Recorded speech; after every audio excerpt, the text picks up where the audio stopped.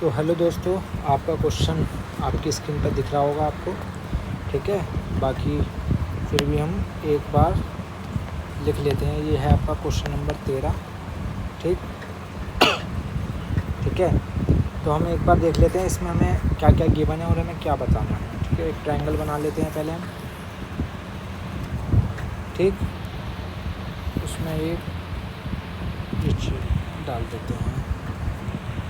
तो ये जो एंगल है आपका वो इस एंगल के बराबर है, ठीक है। ये आपको दे रखा है, ठीक। ये आपको गिवन है। आपको क्या सिद्ध करना है? आपको सिद्ध करना है एक स्क्वायर बराबर है आपका सी बी, ठीक है, इंटू में सी डी के। तो एक बार हम इनके मान रख देते हैं ए बी सी डी, ठीक है। तो सबसे पहले जो आपको क्या करना है, आपको देखना है आपको क्या क्या चीज़ गिवन है। तो गिवन में अगर हम बात कर लें, पहली चीज़ आपको दे रखी है एंगल ए डी सी बराबर एंगल बी ए सी, ठीक। ये आपको गिवन है एक, ठीक है। बस यही चीज़ आपको गिवन है, बाकी आपको ये सिद्ध करना है, ठीक है। तो शुरू करते हैं। तो आप सबसे पहले क्या लेंगे? आप लेंगे ट्रायंगल ए डी सी और बी ए सी। क्यों? देखो, ए डी सी और बी ए सी, क्योंकि इन दो एंगल में ही आपको ये साइड मिलेगी, इसलिए आपको क्या लेना पड़ेगा, ठीक है। हम लिख लेंगे in triangle A D C and triangle B A C, ठीक। ये ले लिया हमने। अब हमें एंगल क्या दे रखा था उन्होंने? एंगल ए डी सी बराबर किसके दे रखा था? एंगल बी ए सी के, ठीक। ये आपको ये हमें दिया गया है, ठीक है। ये हमें दे रखा है, तो ये चीज़ ठीक है। अब देखो, ये एंगल हमें मिल गया और ये एंगल हमें दे रखा है, ये दोनों। अब देखो, मैं आपको एक बार पेन से ही मार्क करके दिखाता हूँ, ठीक है। देखो, इस एंगल के अंदर थोड़ा बोल्ड करिए, चलिए मैं ये ले लेता हूँ। देखिए, इस एंगल के इस त्रिभुज के अंदर ये जो त्रिभुज है, ये त्रिभुज है, और आपका एक ये त्रिभुज है, ठीक है। इसमें क्या क्या है आपको? इसमें ये तो आपको दे रखा है, ये वाला एंगल इसके बराबर दे रखा है, ठीक है। इस वाले एंगल के बराबर, ये पूरा वाला एंगल, ठीक है। अब आपको क्या देखना है? इसमें एक एंगल है जो आपको दोनों में सेम मिलेगा, ठीक है। ये वाला जो एंगल है, ये आपका किस में है? ये आपका जो है ए डी सी के अंदर भी है, ए डी सी के अंदर भी है, और आपका बी ए सी के अंदर भी है। तो ये एंगल आपका बोथ में है, दोनों में है। तो यही चीज़ आपको इसमें नोटिस करनी थी, बाकी इसमें और कुछ भी नहीं है, ठीक है। एक बार हम ये हटा देते हैं, ठीक।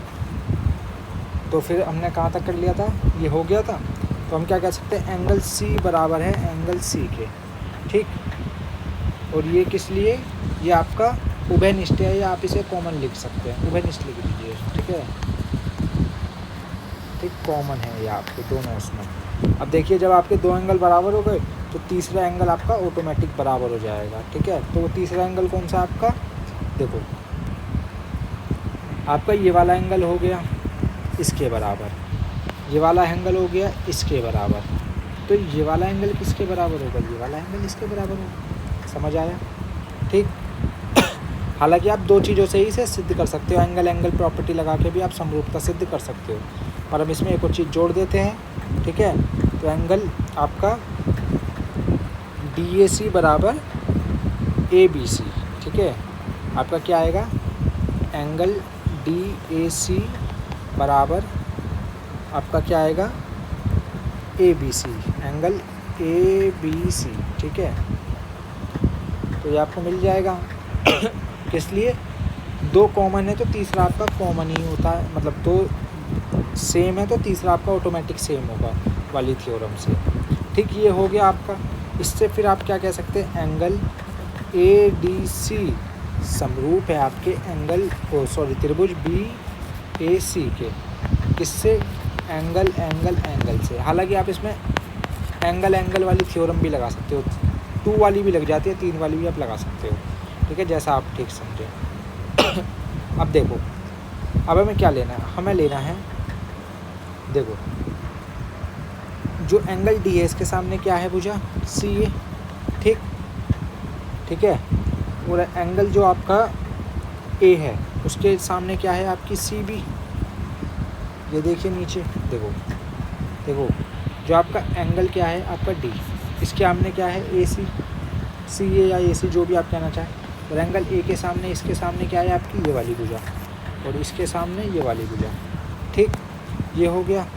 अब आप दूसरी चीज़ देखो, इस वाले एंगल, ये जो एंगल है आपका ये वाला, इसके सामने क्या है आपकी क्या है सी डी, ये वाली भुजा, ठीक है, आपको दिख रही होगी। और जो आपका ये वाला एंगल मिलेगा आपको, ये वाला, इसके सामने क्या है आपकी ये वाली भुजा, ठीक। ये आपको मिल गई। तो आप क्या कह सकते हैं, ये चीज़ किसके बराबर है, सी डी अपॉन में सी ए। ये हमने अभी को बताया आपको। देखो मैं आपको फिर से बता दूँ, देखो कलर चेंज कर देता हूँ, आपको हो सकता है इस वाले पोर्शन में थोड़ी सी दिक्कत आए, ठीक है। देखो फिर से बता रहा हूँ, इस वाले एंगल